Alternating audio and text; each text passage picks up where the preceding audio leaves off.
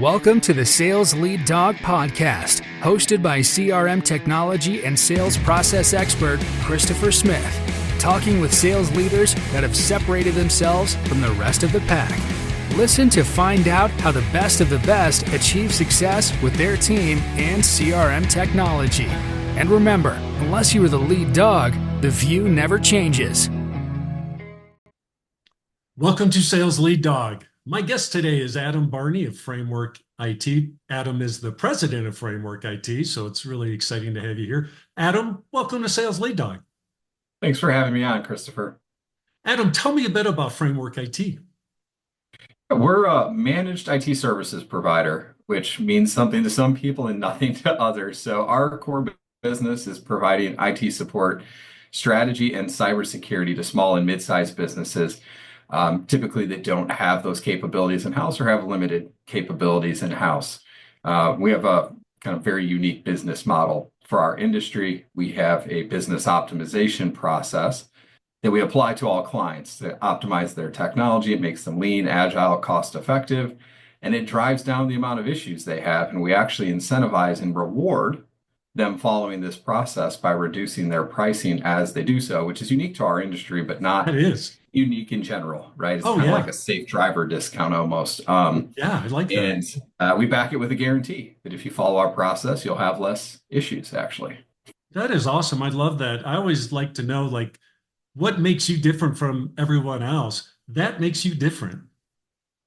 That's how we arrived at that model. We're in a crowded field. Yeah. And we were told that it's hard to differentiate by potential clients. And we understood it because there's varying quality in the actual delivery of these services, but how does a client differentiate that up front? And so kind of went soul searching to figure out a way to really stand out from the crowd and offer something unique. And, you know, we can't take credit for inventing the concept because it exists in other industries. It just wasn't applied in ours. Right. And I love that. It's, I went through the same process with my company where I was doing a session with a group I'm a part of, and the facilitator is like, "How many of you guys offer guarantees?" And at the time, I'm like, "Well, I guarantee my work, but I wasn't telling anybody I guarantee my work." And I'm like, "How stupid am I?" You know, like that's nobody that implements CRM or ERP, nobody says, "Hey, we guarantee our fees and results," even though they probably do. So like right away, I'm like, oh, we're making that like the forefront of what we do. It's like I'm sure you're the same way. Like we don't have failure. We only have success. That's a huge differentiator. I actually can sympathize. We really struggled with the guarantees too. We know we want to help clients get IT right. Yeah. We're confident in our ability to do so. But we got really hung up on the idea of making formal, legally binding guarantees, right? Yeah. And it took some kind of creative and pragmatic thinking, I think, to finally overcome that and launch some powerful guarantees. But it's been very beneficial. Oh, it is. I can't believe other firms aren't doing this. Like, hey, it's like you have to be able to stay behind your work. I think that's really cool that you guys are doing that. Thank you. Awesome. When you look back over your career, Adam, you don't get to be the president of a company without having some success in what you're doing. What are the three things that you think have really driven and led to your success? I would say probably number one for me personally has been persistence, which is no surprise. I kind of came up through a sales background. It's a common term you would apply to successful salespeople. And, I've been told by a lot of clients or potential clients that I was incredibly professionally persistent, I believe was their phrasing, which sounds darn close to, annoying. They preface with professionally, right? So yeah, professionally was the key word there, right? But no, I mean, I think for the persistence is key. Of course, it's key in sales. It's key in business in general. It's key in entrepreneurship because you're going to have losses. You're not going to win every deal. If you're starting a business, it's 2 steps forward, 1 step back, sometimes 2 steps back, right? And you have to be able to just kind of keep picking your head up and pushing forward in the face of all that. So, yeah, I think persistence is number one. I think number two probably is adaptability. Not getting stuck in what was hung up on your ego or overly confident in your opinions, right? Being open-minded to new ideas, new approaches, and be willing to kind of experiment and change, and sometimes make big pivots Yeah. along the way. And I think that really requires, adaptability, and also adaptability kind of within yourself as an individual, right? It could be your selling style, could be your leadership style. Those things have to adapt as you grow as an individual, as your company maybe grows, matures, and changes. You have to be willing to adapt those things as well. And I think the third thing probably for me is letting go of perfectionism. Oh man. I'm a first child. Yeah. I always pursued perfection. Got a lot of A pluses in school, right? And you kind of get used to excelling at a high level, but nobody's perfect. Right. It's the reality. We can all strive for perfection. It's an admirable goal to a degree, but you also have to accept that you'll never quite be there, right? But you aim for the stars, you land on the moon, kind of thing, and Yeah. Yeah. and that's okay. And just be willing to not dwell on the setbacks, the failures. Being okay that sometimes, hey, the best is good enough. It doesn't have to be perfect. We can kind of launch the minimal viable product, so to speak, and keep iterating and improving. Yep. At times that's perfectly acceptable, but certain personality types, and I'm probably in this group, struggle with that, right? Until they really adapt and get used to maybe letting go of that perfectionism. Yeah. Yeah. I think it's tough for people to understand. I know it was for me personally. I could totally relate what you're saying is understanding that I don't need to be perfect. I just need to be the best. And oftentimes perfection is the enemy of performance because it can really bog you down. You get stuck in this You could perpetual loop that is, you can holding get you stuck back. at the 90, at the 1 yard line, Yeah. right? Yeah. 99% of the way there, but you're so hung up on getting it perfect, you never cross that threshold and score, so to speak, right? Right. So Yeah. it can get in the way. It's a double-edged sword, is maybe Yeah. the way I put it. It can drive you to be the best, but it can be an inhibitor if you're too dogmatic about it. Right. Right. What did you originally want to be when you were thinking about a career, just getting started? What was your vision at that time? You know, uh, Teenage Adam, up until first year of college, was going to be a doctor. No, no kidding. Yeah. I actually enrolled in pre-med and Yeah. got through the first year of coursework, got into I think it was organic chemistry, to be honest. I always loved science, so this is My surprising, right, son's to in me. organic chemistry right now. I get into organic chemistry and I realize I don't really enjoy this. I'm not passionate about this.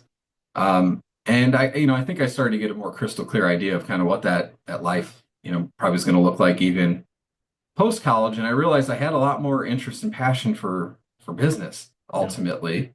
Yep. And so I made that decision and switched to business school at that point, with kind of a major in finance. And I think I really, at that point, envisioned going into finance in some fashion. It was probably corporate finance was kind of what I had Yeah. in my mind. And fast forward to sophomore year, I get it's an unpaid internship in the securities and compliance department at a local Northwestern mutual office. Yeah. Really was a resume builder for me, right? The compliance back end part of that business wasn't something of particular interest, but I needed something in the field to put on the resume. Yep. And after doing that for a little while, they said, why don't you try the financial rep role? Might be a better fit for kind of your personality, etc. Has a little more kind of upside trajectory from a career and ambition standpoint. Yeah. So I interned there for a while, and that was my first taste of professional sales, let's say. And was that an easy first taste? Was it a good first taste or sour first taste? I think it's a difficult field. I have a lot of respect it for is the very people that difficult. persist and succeed in that field because the kind of burnout rate is very high. The success rate's very low. It's a challenging field. It was, I think, a great learning experience, an excellent place to kind of cut my teeth. Yeah. Learned a lot. It was nice being at Northwestern Mutual, which is a very old organization with a very proven track record around this. So, it was just a really, really strong learning experience. It was hard. I had a lot of success with it, actually. A lot of awards for top performing intern kind of thing. Actually continued it throughout college and started there my first year of college before kind of stumbling into the opportunity with framework IT. Yeah. So let's talk about that transition going from there to where you are now. That's doesn't seem like a super linear move, right? It is an odd background in our industry. Most of the executive leadership and most of the ownership came up through the tech world. They Right. were often engineers that Yeah. started helping people on the side while they were at a full-time job. Yeah. And then they realized, hey, this is a low barrier to entry type of thing. I can go do this on my own, right? And then they enter this whole new world where they're trying to grow a business, and that's a whole different skill set. So I came from a very different background, and you're right, it's a very odd leap. First year out of college, I was doing the financial advising. I reached out to a gentleman I knew from college, a couple of years older than me. We were in the same fraternity. We were, I wouldn't say like close friends in college, more acquaintances, but in that field, you maximize your network. So I reached out to him and started talking to him in a financial advisor capacity. He actually also has an accounting background and was working in merger and acquisition consulting Hmm. at the time. And he was starting this business with another gentleman who did work in tech, Yeah. who felt like his firm was missing a lot of opportunities, etc. Yep. But he didn't have the business like chops background, didn't feel comfortable doing it on his own. So my business partner, John, who, again, the accountant and merger and acquisition consultant, said, I'll help you start this thing. I'll help you with the finances, the legal, the back end of the business, but I'm going to keep doing what I'm doing in the consulting field. Yep. But I'll just help you with this to kind of get you off the ground, etc. So, they actually started the company, these two gentlemen, in 2008, which is when I was graduating college. Yep. Fast forward a little bit, John gets injured actually running with his dog, and he can't travel anymore for his consulting job, and he's on short-term disability leave. He's far too, ADD to sit around and do nothing. So he starts working on framework full time while he's laid up on a couch Right. at home, and realizes he doesn't want to go back to merger and acquisition consulting, that he sees a future in the technology services space, and he's passionate and excited about it and wants to grow this business. So he starts looking for a little bit of startup capital, nothing major, just enough to get an office, hire some employees, really get a small team together going at this full time. And he was really close to taking money from some of the partners at the M&A firm he worked with. And these would have been phenomenal people to give you advice and guidance, but they weren't going to put any sweat into the business. They weren't going to fulfill skill caps within the business, of course. And in talking to me, I think he kind of maybe realized or had this epiphany that, hey, I don't feel like I'm the best person to lead sales for the company. Sales is going to be a skill gap. And he floated the idea, by me of, hey, would you have interest in joining as a partner, investing some money, coming and working here, and kind of leading the sales marketing effort? Yep. I, in spite of being very passionate about finance, personal finance, and having just a lot of like genuine interest in the topic, there were some things I didn't love about the financial advising field that we won't get into today. And I really always had an entrepreneurial streak and bug, a lot of little small side businesses along the way growing up, right? So the idea of kind of really building a true business was attractive. The idea of selling business to business was also really attractive to me. I didn't love going to people's homes around dinner time and to talk about their finances with dogs jumping up on me and stuff like that. And so I love that idea. And then technology services just seemed like the perfect place to kind of express that, and had a lot of confidence, in John, in his business acumen, his background, and his intelligence, etc. So I was excited about the opportunity. There was probably 6 months of, we'll call it dating type of conversations, but I pulled the trigger in April of 2010. We signed a new operating agreement, came on as a partner, started working full time at the organization, and focused on the revenue growth side initially. Yep. That's awesome. I know I've been an entrepreneur my whole career. And I've bootstrapped all my businesses. And when you do that, you're wearing all the hats. You're doing everything, chief cook and bottle washer, right? And then you're growing, you're building a team out. What was that transition like for you, or what was the hardest part of that transition for you as you're growing, you're getting success? But things change when that happens. What was the hardest part for you as you guys experienced that success and growth? Yeah, in the 2010 to 2013, we grew really fast. And in 2014, we made the Inc. 500 list for the fastest growing private companies in America. we started outgrowing a lot of things, our processes, our systems, and some of our people. Yeah. And it became kind of apparent, that Yeah. things were going to get messy if we just kind of kept this growth pace and didn't really rebuild and reestablish a foundation. Yep. And, one of the challenges in doing so was starting to kind of like replace yourself in certain functions, right? Because really lean team, owner-led sales, my hands were knee deep in everything. And so, had to bring in somebody else and get them up to speed to be able to sell, autonomously at first and eventually autonomously Yep. to allow me to actually shift. I ended up shifting into the COO role, I believe in 2015, and had to refocus on rebuilding systems, building or rebuilding processes, right? In some cases, the processes were here and not anywhere formal. So, I think the two challenges that kind of really illustrates is bringing in, training, and retaining the right kind of talent, particularly at those higher level leadership roles. Those are key roles. And, again, perfection's not a real thing, but you want to get it right. Yeah. Because getting those roles wrong can be kind of a real setback or delay in the trajectory you're on. And I think the kind of second thing that kind of came into play then is also learning to delegate more and let go of things. I was so used, to doing the selling, being in the meeting, answering every question, right? And you can't keep doing that, as you grow and you bring in these other leaders. It would stifle their development. It would turn them off, that kind of micromanagement. And ultimately, it's not to the benefit of the business because then you're not able to go focus your attention to other things that need to be fixed and improved. And so for me, I would say that was just like a big internal struggle and growth moment of, learning to empower them and then step back and trust them and kind of just be there to help support them, help them clear roadblocks, help them get the resources they need. But to not intervene and not sit there looking over their shoulder. And so I think that was like a pivotal moment. It's something that's learned over time. I've had to grow in that regard still, and probably still am to this day, right? As we continue to grow, have more talented leadership, kind of more layers of leadership. Yep. It's an evolving thing and it's a journey, but I think that was my first taste of it. And it was, a big challenge at first.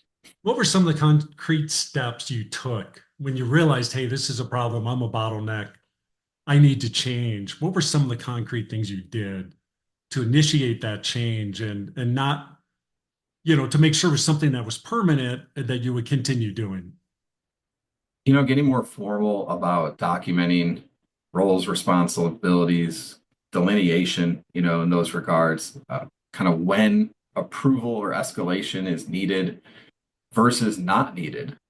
I think that, is a really kind of tangible first step. The second step is more of a soft touch kind of step, but it's, when people are bringing things to you, did it necessarily warrant your input or attention, due to whatever, their uncertainty, et cetera, is to not just leap in, provide the answer or provide the fix, to actually learn to step back, let them voice the problem, and then take them through a conversation of asking them questions. Yeah. Essentially letting them make the decision, right? But leading the conversation through questions, asking them, if it were up to them, what they would do, how they would solve it. Yep. And coaching is necessary rather than saying, here's the answer, just go do that. Yep. Because no one learns in that process. They don't get any understanding of what was the thought process behind that. Why was that the answer? Right. Yep. So it's just like a different way to kind of approach those conversations and embed like little coaching moments into day-to-day business. Yeah. And in doing so, you're building their confidence and you're empowering them and making them feel confident the next time something maybe similar or slightly different arises to say, I don't think I need to bring this to them. Not now at least. I feel confident now in kind of thinking this through from different angles and making a independent decision. Yeah. I know I've been consulting my whole career and I'm very, very confident as an individual in myself, my abilities, whatever. And so early on in my career, people would come to me and that stuff, and right away I'd be like, I'm totally willing to make those decisions. And then I realized, like, all those things you've been saying. Like I was not helping anybody. I was becoming a bottleneck.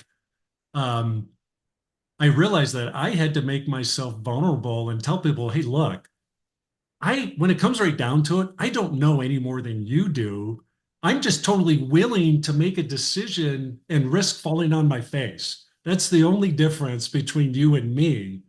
I'm willing to let's make a decision, let's try it and see if it works. Was it similar for you or was it different in some way? Yeah, right. Like the entrepreneurial mindset, we're usually comfortable with making rapid decisions. It's somewhat of a necessity, right? We Right, couldn't get right. ground down into analysis paralysis in every decision, or we'd get nowhere and we go out of business. And so Yeah, yeah. you get very comfortable with it, or you already were very comfortable with it, right? That's how you ended up becoming an entrepreneur. That's right. But you got to build that up, in other people. And I've always been one of those people that really appreciates the opportunity cost of time, and time is money, right? And so it's just like so tempting to just jump in. Here's the answer. I just saved 10 minutes of conversation.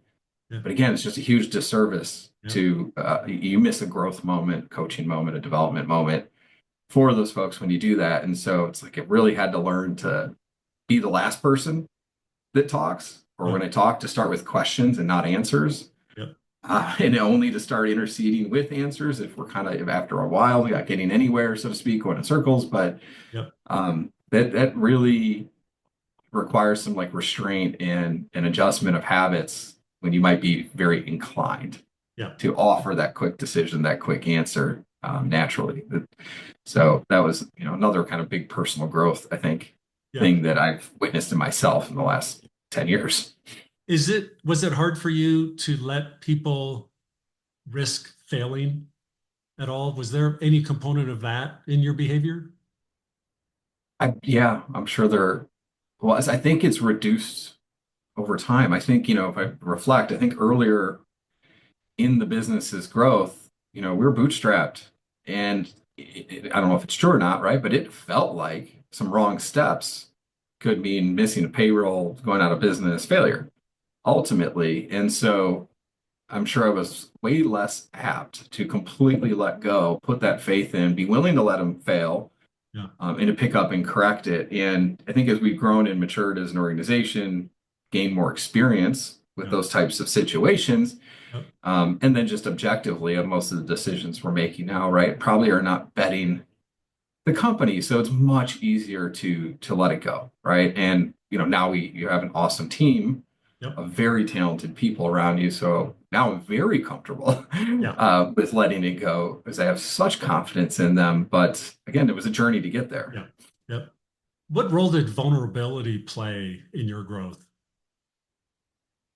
I think when I think back, I think you know all the founders of the company initially were in their early 20s. Yeah, And you might imagine a bunch of ambitious early 20s people have a lot of hubris, right? oh yeah, Overconfidence, a yeah, lot of optimism, hopium even we'll call it.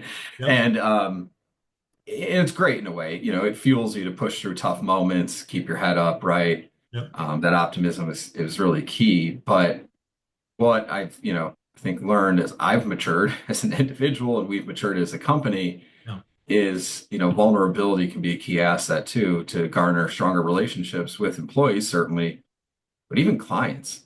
It's okay to be humble and admit you're not perfect. You don't get every decision right. I've if we're familiar with the book, like Extreme Ownership, I've really come to appreciate the I love that book. concept of as a leader, just owning up to mistakes, Yeah, whether you made it directly or not. If your reports made it right, at the end of yeah, the day, there was a problem with your leadership, your direction, your communication, or something that you ultimately are responsible for and should take ownership of. And when you do that, you yeah, kind of implement that mindset and express that to your team, you gain respect and appreciation. So yeah, vulnerability isn't a weakness. yeah, It's a sign of strength and maturity when you're okay with showing it, yeah. especially when it comes to owning missteps and mistakes. Oh yeah, totally. And I think clients appreciate that. To me, it's a level of it has to exist to truly become a partner and trusted advisor. I don't think you can ever get to that place without an element of vulnerability, because everybody makes mistakes, and to pretend otherwise you're fooling yourself. My business partner, John, coined a little tagline internally. I don't know if he got this from somewhere else. Yeah. Going back 10 years ago, he said, Yeah. we won't always get it right, but we'll make it right. And Yeah, I just love exactly. that. I just Yeah, love that. It's so simple, but it it's is. the It idea. is. It's like, it's like, hey, I'm not, when we do CRM, I tell people like, look, we don't fail. So that means we're pulling all-nighters because, hey, we missed something right before go live or whatever, and we have to get it right for go live. That's what we're going to do, because that's just the world we're in. And you're betting your business on working with us to a large degree. And so we have to deliver for you. There's no other option. Mhm. And so, yeah, it's like, hey, if we uncover something like, hey, we missed this, we're going to fix it. Yeah. That's I touched on a guarantee we offer earlier about reducing IT issues. One of Yeah, our other guarantees is we'll make it right. If we fall yeah, short, we'll make it right. yeah. That's it. And it's like, yeah, it's like trust me, it's like when I first started, I did all my deals on handshakes because I hated contracts. And when I started my current business, Yeah. because I just hated all the contracts and having lawyers involved and I got lawyers. I Oh hated yeah. that. So all early on, I was getting deals through my network, people I knew. We trusted each other. I never had any contracts at all because I'm like, guys, if there's a problem, I'm going to take care of it. And it'd Yeah. be great if we could all operate that way. It's just not realistic anymore. Yeah. But to me, that should be the attitude. Uh-huh. Absolutely. If you're Yeah. in especially a services business, and it's not unique to services, No. but especially in B2B services, I think that's critical if you want to be viewed as a partner and not a vendor. Yeah. Yeah. You have to. You mentioned your network, working your network early on. What are you doing today to build a network? Because that's such a huge part of selling is building that network, cultivating it. It can never stop, in my opinion. What do you do to grow your network? Yeah, we're members of various kind of networking focus groups. Try to obviously pursue kind of organic networking outside of that, and that can be very kind of open-ended. Yeah. What I mean by that is, you network with your vendors, with your clients, Right. with a random person that, Yeah. acquaintance, friend, whatever. Yeah. There doesn't have to be any kind of limitations to that. There doesn't have to be any direct relationship to how it might generate business. Just Yeah. go out, meet good people, get Yeah. to understand them, get to understand what they do, who their ideal clients look like, who are good centers of influence for them to meet, and pay it forward, kind of go giver, style. And you don't know what will come of it. And it often is a very kind of intricate web of how networking evolves and kind of spirals Yeah. out, further and further out. And then suddenly 2 years later, you're landing some clients. And if you look back at the trail Yeah. of how you got there, it's kind of wild at Yeah. times. It really is. The various relationships and introductions and things can even end up full circle, kind of coming back around to somebody from Yeah. your past. And so, yeah, it's certainly, I think, especially in the small, even mid-sized business realm, like networking is one of your best sources, right? It may not scale you entirely to meet your goals or ambitions, right? Other marketing and sales channels, oil wells, so to speak, have to be opened up, Yeah. but it is often one of the lowest cost, highest win rate. I mean, you Yeah. don't want to lose that avenue. Networking and referrals are fantastic Yeah. to get business if it's done well.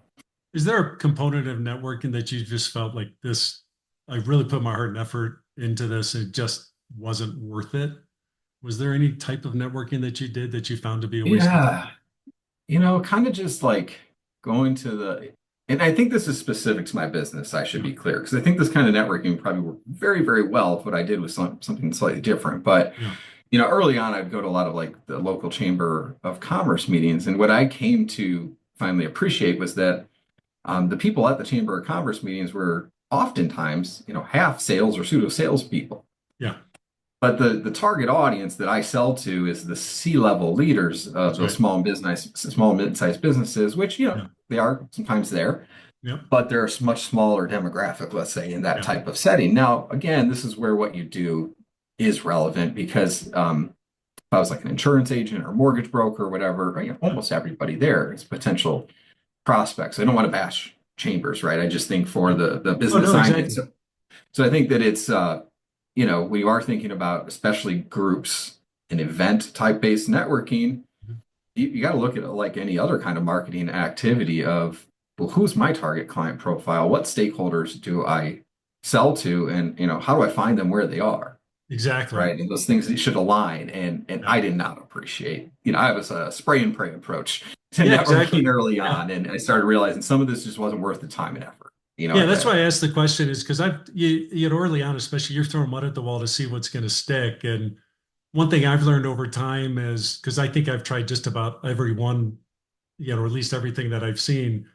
Um, if I was paying to belong like to these networking groups, those almost always were a waste of time for me. Um, that it was just a bunch of other people like me trying to do the same thing. So you got a bunch of salespeople trying to sell to salespeople, and nobody's a decision maker, so I learned that same lesson. It's like I have to find the groups that where my customers, the people I'm selling to, where do they belong? What groups are they belong to? That's where I need to be. And so I think that's an important lesson for anybody is, Yeah. just general rule of marketing. You need to meet your customers, your prospects where they live, not where you live. I think one other thing I've learned about networking is not to focus on on getting to the immediate prospect, Yeah. actually. Yeah. It's to look to get in front of the right centers of influence that know stakeholders, the correct stakeholder for your sale Yeah. at your target kind of client. Because one powerful COI relationship can yield how many, clients over Yeah. a decade plus of Yeah. relationship Yeah. versus going and finding each new client kind of one at a time. And it also kind of takes the pressure off of not Yeah. feeling like you need to come out with a client opportunity networking, but rather just need to build relationships with, again, called the center of influence. Yeah. And those are often really great, dynamic, interesting people. So it's just Yeah. like rewarding anyway to Yeah. establish a relationship with them. And, it can take time for Yes. that to yield results, but I just think that has like a multiplier effect that Yeah. you don't get if your mindset is look directly for that prospect. Yeah. And only that, right? You kind of dismiss everything else. I think you're doing yourself a disservice and maybe, it's like a short-sighted approach. Yeah, I agree with that. CRM, do you love it or do you hate it? I love it. What do you love it? Actually, it's funny. When I started at, sales in Yeah. Northwestern, they used the cards in the Oh, yeah. shoebox and that Yeah. little filing system. And it was like the paper version of CRM. Yep. They did implement a CRM while I was still there. And ever since then, I viewed a CRM as an absolute necessity to do sales well professionally. You need it, to track your activity, your priorities, your opportunities, to track your data, to understand your numbers, to Yep. manage your time well. Yep. I mean, on and on. I just could not imagine doing this without a CRM. Yeah. Maybe if I was a sole proprietor and I was just organized in my calendar and a notepad, Yeah. I had no ambitions to grow or scale. Yep. Sure. Do I need a CRM at that point? No. But if you have any ambition to scale, if you want to have a sales team, you want to maximize kind of that opportunity to grow your business, I think you have to have one. Yeah. One of the questions I ask a prospect when we first start talking to them is I want to know what are their strategic goals, what are their 3 or 5 year plans, key initiatives. And then I want to know, does your CRM align to and support those key initiatives, actually driving to those outcomes that you're trying to achieve?